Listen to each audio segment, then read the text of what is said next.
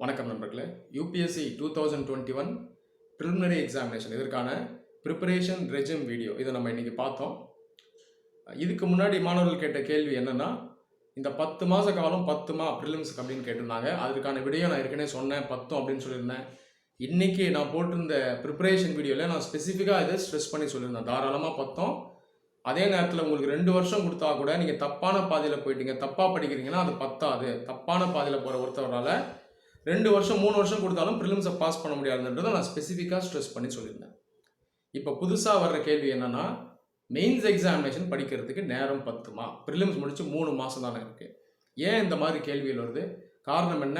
நம்ம கேட்ட அந்த ஃபால்ஸ் இன்ஃபர்மேஷன், இன்டர்நெட்டில் சோஷியல் மீடியாவில் ஸ்ப்ரெட் ஆகக்கூடிய மித், ரூமர், ஃபால்ஸ் அட்வைஸ், இதுதான் காரணம். இப்போது நான் ஏற்கனவே இதை பற்றி பல முறை பேசியிருக்கேன். எக்ஸாமுங்கிறத ப்ரிலிம்ஸ் மெயின்ஸ்னு தனியாக பிரிக்காதீங்க, ரெண்டும் ஒன்று தான்.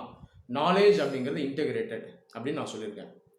அப்போது 10 மாதம் ப்ரிலிம்ஸ் அப்படின்றது 10 அப்படின்னா என்ன அர்த்தம்?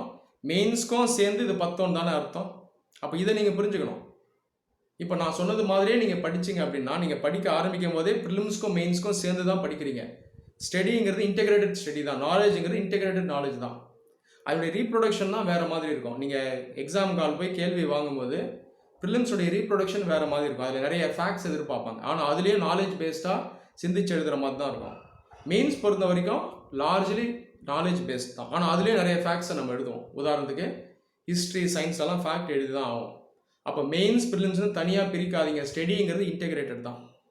நான் சொன்னதை போல் நீங்கள் இந்த 10 மாதம் நீங்கள் ப்ரிலிம்ஸ்க்கு படிச்சிங்க அப்படின்னா அதில் மெயின்ஸ்க்கும் சேர்ந்து படிக்கிறீங்க அப்படின்னு தான் அர்த்தம். அந்த வீடியோனுடைய டைட்டிலில் நான் வெறும் ப்ரிலிம்ஸ் அப்படின்னு போட்டிருந்தேன். ஏன்னா நான் நிறைய ஸ்டஃப் பண்ண விரும்பலை. அப்போது 10 மாதம் படிச்சிட்டிங்கன்னா மெயின்ஸ்க்கும் சேர்ந்து தான் நீங்கள் படிக்கிறீங்க. தயவு செஞ்சு இதை புரிஞ்சுக்கோங்க. நீங்கள் ப்ரிலிம்ஸை முடிக்கும் பொழுது அடுத்த 3 மாதம் மெயின்ஸ்க்கு என்ன பண்ணணும்னு நான் சொல்கிறேன். அதனால் கொஞ்சம் பொறுமையாக இருங்க. இப்போது இந்த 10 மாதம் நான் சொன்னது மாதிரியே படிச்சிட்டிங்க அப்படின்னா மெயின்ஸ்க்கும் சேர்ந்து நீங்கள் ஒரு 75% நீங்கள் அந்த நாலேஜ் இருக்கும். நான் இதில் சொல்லியிருந்தேன், ஆப்ஷனுக்கும் சேர்ந்து ஒரு 30% நீங்கள் முடிச்சு வச்சிடணும் அப்படின்னு. அரௌண்ட் ஒரு நவம்பர் டிசம்பரில் ஆரம்பித்து மார்ச் வரைக்கும் ஆப்ஷனல் பேப்பர் இதற்கான ஒரு 30% நீங்கள் முடிச்சிடணும். மெயினாக அந்த ஃபஸ்ட்டு பேப்பரில் இருக்கக்கூடிய திங்கர்ஸ், கான்செப்ட்ஸ், ஃபிலாசபிஸ் இதெல்லாம் கொஞ்சம் முடிச்சு வச்சிடணும். அப்போ நான் சொன்னது மாதிரி பண்ணிங்கன்னா ப்ரிலிம்ஸ் முடித்த உடனேயே 70% மெயின்ஸ்க்கான நாலேஜ் இருக்கும். மிச்சம் கொஞ்சம் எக்ஸ்ட்ராவாக படிக்க போகிறீங்க. எதை படிக்க போகிறீங்க? Ethics paper. இது ஒரு 20 நாள் படித்தா போதும். அது இல்லாமல் ஒரு சில சப்ஜெக்ட்ஸ் படிக்கணும். World history, communism, capitalism, communalism, இதெல்லாம் கொஞ்சம் படிக்கணும். இதெல்லாம் சேர்த்து கம்ஃபர்டபுளாக 3 மாதத்தில் முடிச்சிடலாம். அப்போது எக்ஸ்ட்ரா கொஞ்சம் படிக்க போகிறீங்க, அவ்வளோதான். அது இல்லாமல் மெயின்ஸ்க்கான ரைட்டிங் ப்ராக்டிஸ் பார்த்தீங்கன்னா ப்ரிலிம்ஸ்க்கு முன்னாடியே நான் சொன்னது மாதிரி பண்ணியிருந்தீங்கன்னா 100% நீங்கள் ரைட்டிங்கில் ரெடியாக இருப்பீங்க. தனியாக அதுக்கப்புறம் பண்ணணும்னு அவசியம் கிடையாது. ப்ரிலிம்ஸ் முடிச்சுட்டு அப்பப்போ அந்த ரைட்டிங்கை சும்மா அப்படியே நீங்கள் எழுதி பார்த்தா போதும். செப்பரேட்டாக அதுக்கப்புறம் ரைட்டிங் ப்ராக்டிஸ் ஆரம்பிக்க வேண்டிய அவசியம் கிடையாது. அதுக்கப்புறம் ஆரம்பிக்கலாம் அப்படின்னா அதை பண்ண முடியாது. தப்பான ஒரு பிளான் அர்த்தம். முதல்ல இருந்தே பண்ணிடணும். நான் சொன்னது போல் பண்ணீங்க அப்படின்னா ஸ்டார்டிங்லேருந்தே ரிட்டர்ன் ப்ராக்டிஸ் நீங்கள் பண்ணிகிட்டே இருப்பீங்க. மெயின்ஸ் எக்ஸாமுக்கும் சேர்த்து ரெடி ஆகிடுவீங்க. அப்போது இந்த கேள்விகள்லாம் நீங்கள் சிந்திக்காதீங்க தயவு செஞ்சு.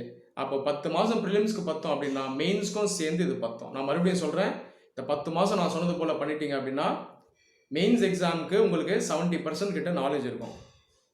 எக்ஸ்ட்ராவாக கொஞ்சம் நீங்கள் படிச்சிங்கன்னா போதும். அது இல்லாமல் 100% ரைட்டிங் ப்ராக்டிஸ் அது பார்த்தீங்கன்னா உங்களுக்கு வந்துருக்கும். மெயின்ஸ் ரைட்டிங் ப்ராக்டிஸ் நீங்கள் ஃபுல்லாக ரெடியாக இருப்பீங்க. அதுக்கப்புறம் அந்த 3 மாதத்தில் ரெகுலராக கொஞ்சம் எழுதி பார்த்துட்டு ஃபீட்பேக் வாங்கினாலே போதும். அப்போது நான் மறுபடியும் சொல்கிறேன், எக்ஸாமை ப்ரிலிம்ஸ், மெயின்ஸ் அப்படின்னு கம்பார்ட்மெண்ட்ஸாக டிவைட் பண்ணாதீங்க. நாலேஜ் அப்படிங்கிறது இன்டெகிரேட்டட் தான். இந்த வருஷம் அன்ஃபார்ச்சுனேட்டாக ஒரு மாதம் பார்த்தீங்கன்னா ஷார்ட்டேஜ் ஆகிடுச்சு. ஆனாலும் இது மிகப்பெரிய இழப்பெல்லாம் கிடையாது. உங்களுக்கு ஒரு மாதம் ஷார்ட்டேஜ்னால் எல்லாருக்கும் ஒரு மாதம் ஷார்ட்டேஜ் தான். அப்போ அந்த மாதிரி இதை பாருங்கள். காம்படிஷன் வந்து ஃபேராக தான் இருக்கும், ஈக்குவலாக தான் இருக்கும். அப்போ இந்த கவலைகளெல்லாம் விட்டுடுங்க. இந்த ஃபால்ஸ் அட்வைஸ், ரூமர்ஸ், மித்ஸ் எதையும் நம்பாதீங்க. உங்களை நம்பி போங்க. தேவையில்லாத சிந்தனை வேணாம். நான் அந்த வீடியோவில் சொன்னது போல் இந்த 10 மாதம் என்ன சொல்லியிருக்கணும் அதை மட்டும் ஃபாலோ பண்ணுங்கள். தேவையில்லாத சிந்தனை, குழப்பம், பயம் இதெல்லாம் உங்களை சுற்றி வர விடாதீங்க. படிக்கிறதுல மட்டும் நீங்கள் கான்சன்ட்ரேட் பண்ணுங்கள். உங்களுடைய ஆட்டிடியூட், கேரக்டரை ப்ராப்பராக வைங்க. வெற்றி உங்களை தேடி வரும். நன்றி.